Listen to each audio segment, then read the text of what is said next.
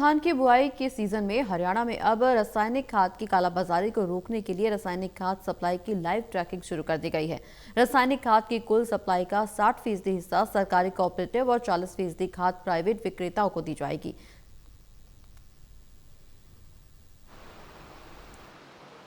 हरियाणा में धान की फसल के लिए अब किसानों को बड़ी तादाद में खाद की ज़रूरत है, लेकिन ये रासायनिक खाद हर साल कालाबाजारी की भेंट चढ़ जाता है। लेकिन इस बार कुछ अहम फैसले लिए गए हैं कृषि विभाग हरियाणा की तरफ से, और एक एक रासायनिक उर्वरक और तमाम जो दूसरे उर्वरक हैं किसानों तक जो पहुंचाए जाने हैं उस पर नज़र रखने की पूरी जो रणनीति है वो यहाँ पर तैयार कर ली गई है। ई टैगिंग की जाएगी। तमाम जो व्हीकल्स हैं जो यूरिया खाद को लेकर और तमाम रासायनिक खादों को किसानों तक पहुंचाने का काम करेंगे, उन्हें ई टैगिंग के जरिए टैग कर लिया जाएगा। ट्रैकिंग इन तमाम वाहनों की लगातार की जाएगी। ऑनलाइन सप्लाई पर भी कृषि विभाग हरियाणा के अधिकारी अब नज़र रखेंगे, और ख़ास बात ये भी कि अब 60% जो रासायनिक खाद हैं वो कोऑपरेटिव सरकारी कोऑपरेटिव्स को दिए जाने का फैसला किया जा चुका है। महज 40% रासायनिक खाद ही प्राइवेट कंपनियों को, प्राइवेट वेंडर्स को दिए जाएंगे। और इसी पर ज़्यादा जानकारी के लिए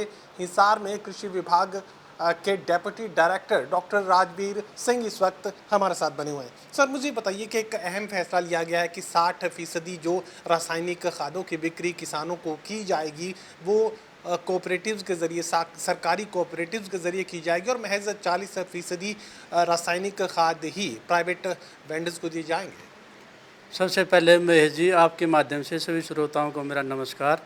जैसा कि वर्दी डायरेक्टर हमारे एग्रीकल्चर से कृषि विभाग के वर्दी डायरेक्टर के लेटर अनुसार 25/5 के तहत जो यह सुनिश्चित किया गया है कि 60% जो फर्टिलाइज़र यूरिया हो, चाहे डीएपी हो या एनपीके हो या टीएसपी हो, जो भी आता है वो 60% एफिड के माध्यम से पैक्सों में जाएगा।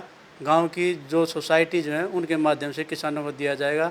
40% प्राइवेट डीलर को कंपनी अपने जो कंपनी के जो भी नियमित डीलर हैं उनको सप्लाई किएगी। इसके लिए हमने व्हीकल ट्रैकिंग सिस्टम का सिस्टम लागू किया है। रेल हेड से हमारे इंस्पेक्टर की ड्यूटी लगाई हुई है। वो हर ट्रक का नंबर जो भी खाद का ट्रक रेल हेड से चलता है, जिस भी डीलर पैक्स सोसाइटी में जाता है, हमने जो न्यू फर्टिलाइज़र ग्रुप बनाया हुआ है ज़िले का, उसमें हमारा कंसर्न विलेज लेवल का सुपरवाइज़र वहाँ पे अपनी देख रेख में बंटवाता है।